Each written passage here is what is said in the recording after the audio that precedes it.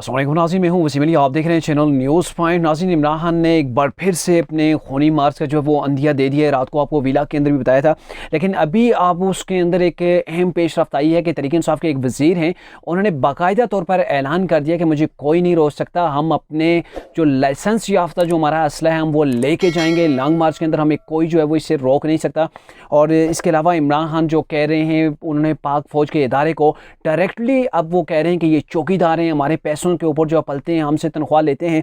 इसके ऊपर भी बात करेंगे कि क्या वजह है कि इमरान जो है वो इस कदर आगे निकल गए हैं कि अब जो पाकिस्तान के सिक्योरिटी इदारे हैं उन्हीं के ऊपर जो वो चढ़ दौड़े हैं, जिसकी वजह से इंडिया के अंदर पाकिस्तान की जो वो जगहसाई हो रही है। इसके ऊपर भी बात करेंगे। और इमरान का जो ये लॉन्ग मार्च है, इमरान ने इसके ऊपर एक मजीद धमकी दे दी है। एक तो इन्होंने डिमांड कर दी है, बेशक जी मार्शल लॉ आपने लगाना है तो लगाएं। इसके ऊपर भी बात करेंगे। और साथ में इमरान खान ने एक और धमकी दी है, और वो धमकी जो है वो काफ़ी खून रेजी की तरफ जो है वो इशारा करती है। इन तमाम चीज़ों के अंदर आज की इस व्लॉग के अंदर बात करेंगे। आपसे होगी गुजारिश, अगर आपने अभी तक हमारे चैनल को सब्सक्राइब नहीं किया तो काइंडली हमारे चैनल को सब्सक्राइब भी कर लीजिए और बेल आइकन को ज़रूर प्रेस कीजिएगा। नज़ीर, इमरान का जो लॉन्ग मार्च अभी चल रहा है बड़ी सुस्त रवि से चल रहा है, क्योंकि इमरान को वो मतलूबा नताइज भी नज़र नहीं आ रहे, वो तादाद नज़र नहीं आ रही। और इसके पीछे एक और बड़ा फैक्ट ये भी है कि इमरान खान बैकडोर चैनल के ज़रिए से वो चाहते हैं कि मुज़ाकरात हो जाएं। वो जल्दी से लाहौर से जो है वो इस्लामाबाद नहीं पहुंचना चाहते, क्योंकि वो चाहते हैं कि कहीं ना कहीं हमसे जो मुज़ाकरात किए जाएँ, थोड़ा सा टाइम मिल जाए। और साथ में जो लोग भी अभी तक नहीं निकले हैं, और लोगों के ना निकलने की वजह से इमरान को काफ़ी दिक्कत है, लोग नहीं निकले, जिसकी वजह से अब इमरान खान को लोगों को जमा करने के लिए कुछ ऐसी कंट्रोवर्सी चाहिए होगी कि जिसके तहत लोग जमा हो सकें। और इसके लिए लाशों के ऊपर सियासत की जाएगी, और लाशों के ऊपर सियासत की जाएगी। इसका अंदिया तो पहले पाकिस्तान के सिक्योरिटी इदारों ने भी बताया था कि मुसल्ला जो लोग हैं वो शामिल होंगे इस लॉन्ग मार्च के अंदर। और तहरीक इंसाफ के कुछ रहनुमा भी हैं वो जो पूरी गैंग्स को साथ लेके आ रहे हैं। इसके अलावा फैसल वावडा जो तहरीक इंसाफ के रहनुमा थे उन्होंने भी बताया। और उसके बाद इमरान खान ने बजाते खुद भी कल जो ट्वीट्स की थी उनके अंदर भी इसी चीज़ का अंदिया दिया है। और उसके बाद गुजरांवाला के अंदर इमरान खान ने स्पीच करते हुए ये बात वाज़ेह की है कि ये जो मेरा लॉन्ग मार्च है पुरअमन होगा या फिर इसे किसी और तरफ ये निकल जाएगा, इसका कोई पता नहीं है। अब ये देख लें कि इमरान खान खुद अंदिया दे रहे हैं कि ये जो मेरा लॉन्ग मार्च है पुरअमन रहेगा या नहीं, इसका मैं गारंटी नहीं दे सकता, ना मैं इसका ज़िम्मेदार हूँ, ना मुझे पता है। पहले यही इमरान खान ये कहते थे कि मेरा लॉन्ग मार्च जो मुकम्मल पुरअमन होगा, किसी किस्म का इसके अंदर एक पत्ता नहीं टूटेगा, जिधर सुप्रीम कोर्ट जगह देगी हम वहाँ पर जाएंगे, रेड जोन के अंदर हमारी नो एंट्री होगी, हम नहीं जाएंगे। लेकिन ये लोग कुछ ना कुछ गड़ना बढ़ना जो है वो कर दे, जो गवर्नमेंट के लोग हैं ये गड़बड़ ना करें, क्योंकि इन्होंने तो बड़े कत्ल किए हुए हैं। तो ये चीज़ कह रहे थे। लेकिन अब इमरान खान कह रहे हैं कि मेरा मार्च खूनी हो जाता है, ये पुरअमन रहता है, इसकी मैं भी अब कुछ गारंटी नहीं दे सकता। मतलब ये है कि अब वो लाशों के बारे में जो कहा जा रहा था वो अब चीज़ नज़र आ रही है कि इमरान खान उस तरफ जा रहे हैं कि कैसे लाशों के ज़रिए के ऊपर सियासत करके अवाम के जज्बात के साथ खेला जाएगा, अवाम को सड़कों के ऊपर जो वो जमा करने की कोशिश की जाएगी, और फिर अपने मतलूबा नताइज हासिल करने में जो है वो इमरान खान कामयाब होते हैं नाकाम होते हैं, वो एक अलग बहस है। लेकिन ये जो है वो कोशिश हमें अटेम्प्ट होती हुई नज़र आती है। और इसी चीज़ के सिनेरियो के अंदर आपको बताते हैं कि इमरान के जो वज़ीर हैं, वज़ीर तालीम खैबर पख्तूनख्वा हैं कामरान बंगश, उन्होंने ये दावा कर दिया है कि अब हम जो हमारा लाइसेंस याफ्ता असला होगा हम उसे लेकर लॉन्ग मार्च के अंदर जाएंगे और हमें इससे कोई नहीं रोक सकता, हम अपनी प्रोटेक्शन करें। दूसरी जनब आपको बताएं कि ये जो लाइसेंस याफ्ता असले की बात करते हैं, तहरीक इंसाफ के जो रहनुमा थे, एक एमएनए थे, वो जब आए थे इलेक्शन कमीशन के बाद, जिस तरह से इमरान के ख़िलाफ़ जो है वो सुनवाई गई थी, इसके केस जो था तोशाखाना का, तो उस वक्त बाहर एक जो उनका गार्ड था जो पुलिस वाला था उससे गोली चल गई थी।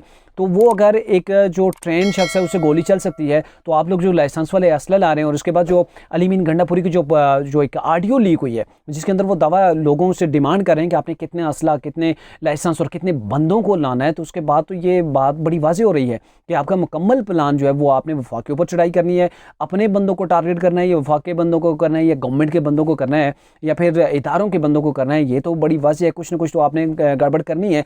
तो इस चीज़ को देखते हुए मेरी पाकिस्तान की कौम से जिन वालिदैन ने अपने बच्चियों को इस लॉन्ग मार्च के अंदर भेजा है, खुदारा अपने बच्चों को बचाइए, उन्हें वापस बुलाइए। और जो पेरेंट्स खुद आए हुए हैं उन्हें भी ये सोचना चाहिए कि आप किस तरफ जा रहे हैं, कैसे किसी की सियासत की नज़र आपकी जानें होने जा रही हैं। तो एहतियात कीजिए, आपको यहाँ पे सोचना पड़ेगा। और दूसरी जानब इमरान जो इदारों के ऊपर चढ़ दौड़ते हैं, इमरान ने गुजरांवाला के अंदर ये भी कहा कि ये जो पाक गुजरांवाला वालों, मुझे बताओ कि अगर आपके घर के अंदर डाका पड़ता है, चोरी हो रही होती है, अब चोर आपका सामान लूट रहे होते हैं, तो वहाँ पे अगर जो आपका जो चौकीदार है वो खामोश खड़ा है, वो कहते हैं मैं न्यूट्रल हूँ, तो वो कैसे न्यूट्रल रह सकता है? आपको कैसा लगेगा? आप तो उससे सवाल करेंगे, आप मुझसे तनख्वाह लेते हो। तो यहाँ पर इमरान ने कहा यही कुछ हुआ, गैर बैरूनी साजिश हुई पाकिस्तान के अंदर, मेरी गवर्नमेंट को हटाया गया और उस वक्त ये जो चौकीदार हैं ये खामोश है। चौकीदार यहाँ पे किसको कहा जा रहा है? कभी वो न्यूट्रल कहते हैं, कभी चौकीदार कहते हैं, कभी फिर उन्हें जो है वो मीर जाफ़र मीर सादिक कहा जाता है। और अब ये चौकीदार जो कह रहे हैं ये डायरेक्टली पाकिस्तान की पाक फ़ौज को कह रहे हैं, पाकिस्तान के इदारों को कह रहे हैं, इस्टेब्लिशमेंट को कह रहे हैं, इन सब चीज़ों को कह रहे हैं कि आप जो है वो चौकीदार हैं, आपको हम पे करते हैं। लेकिन इमरान खान के लिए 2018 के अंदर ये चौकीदार नहीं थे, 2013-14 के अंदर जब इनका लांग धरना वगैरह था उस वक्त इनकी शुरुआत थी, तब ये चौकीदार नहीं थे, तब ये पाकिस्तान के मुहाफ़िज़ थे, अब ये चौकीदार हो गए। और यहाँ पर मेरा सवाल उन लोगों से भी होगा जो इमरान को सपोर्ट करते हैं, जो एज ए जो है वो गवर्नमेंट के इदारों के अंदर हैं, चाहे वो फ़ौजी अफसरान हैं, रिटायर्ड फ़ौजी जर्नैल हैं या फिर उनकी औलादें हैं। आपसे ये सवाल है कि आपने इसको सपोर्ट किया, आपने इसको लाया और आप भी इसको सपोर्ट कर रहे हैं, आपको क्या शर्म नहीं आती कि जब ऐसे शख्स को आपने लाया और उसके बाद यही आपको चौकीदार कहता है, आपके के पूरे इदारे की तस्दीक करता है और आप इससे तस्दीक करवा रहे हैं और फिर भी इसको साथ दे रहे हैं? उन बच्चों से भी मेरा यही सवाल है